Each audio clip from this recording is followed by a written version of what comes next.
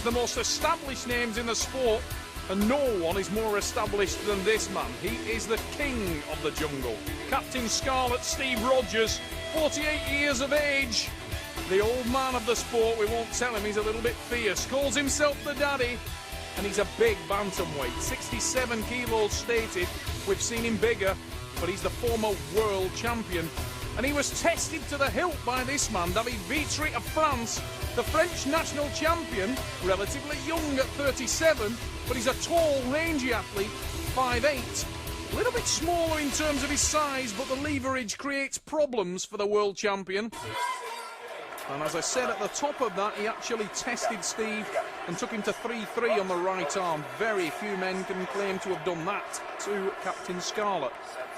Rogers in the red shirt, VITRY in black, and the Frenchman came into this match supremely confident, talking to him before the show. He was very much looking forward to this. Felt like his left arm was really firing at the moment. And Steve Rogers will want to get the power down. If it comes down to power, Steve Rogers is in a different league. But the leverage of the Frenchman is very, very significant in this match. And straight away, he's opened the hand and wrist. And I noticed, actually, Steve Rogers grabbing his pec there. The enormous pecs of Steve Rogers. This guy bench presses crazy weight for a man of 65 kilos. He can easily bench press over 150 kilos for reps. More than double his body weight. Few men can test to have done that. We're into the strap match. Should favour the power man, but it favours leverage. Arm wrestling is not just about power. Levers and speed are important, but it's a tremendous rotation and a side pressure move from Steve Rogers there. You see on the replay, he rotates, counter-rotates out of the hand of VITRY. VITRY with the same move that he used on the right arm, tried to expose the hand and wrist of Rogers. Didn't manage it. Rogers, who's got a very powerful hand and wrist, regardless of the fact that the leverage isn't there for him in this match. That was a better start from the Frenchman, and he tested the hand of Steve Rogers on the start. We go back to the straps. Maybe that was Steve's strategy. I think after that first one, he might be happy to be in the strap. Rogers in the red shirt. Former world champion, multiple and reigning British national champion. His hand and wrist are tested, but the power of the man from the UK is what it's all about at the Trafford Centre, and he takes it to 2. And there's a look in Steve's eye that he's very, very businesslike. He's not with the same level of aggression. No, mate. Thank you, Richard. I'll remember when I'm referee. Having a little bit of a pop at Richard Poole, the referee there. Steve. Richard and Steve exchanged a few words about the position on the setup. Some advice from Gregory Schneider, the top French heavyweight arm wrestler, working the corner of VITRY. And again, Richard Poole straight on the back of Steve Rogers, trying to make sure that he's positioned fairly. Very, very impartial ref, Richard Poole, an excellent referee. We slip and we go to the straps, with VITRY being in a dominant hand position again, however. And that will concern Steve Rogers.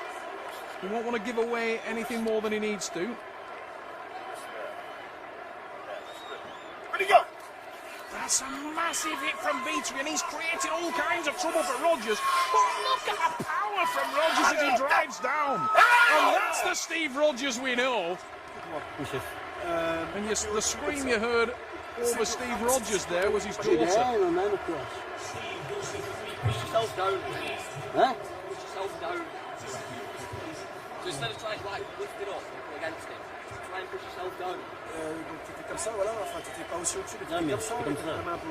Steve Rogers has a pair of daughters that are pretty much as stunning as it gets, and they're out cheering him on in the crowd. They'd be sat nearer to me if they had a chance, but I don't do it with Steve so close, even though he is distracted by arm wrestling.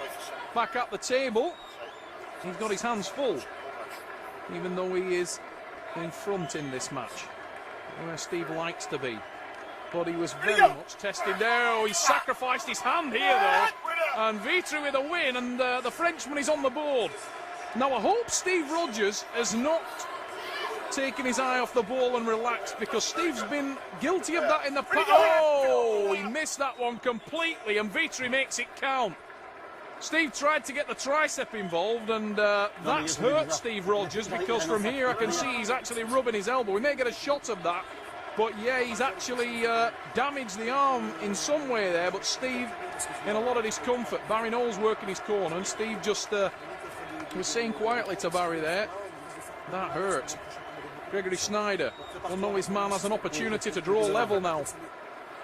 Has Rogers done a lot of damage there? Because if he has, this man from France will do the double in terms of taking him to the draw. Rogers looks a little red there, but you can see he's struggling with the power, and it's a renewed look of confidence on the face of David VITRY. Rogers is in trouble. He's at 3, he can't lose the match, but oh no, his arm has opened wide, and Steve Rogers is forced to jump behind it. 3-3 for the second time at Trafford Centre. Rogers tested to the max.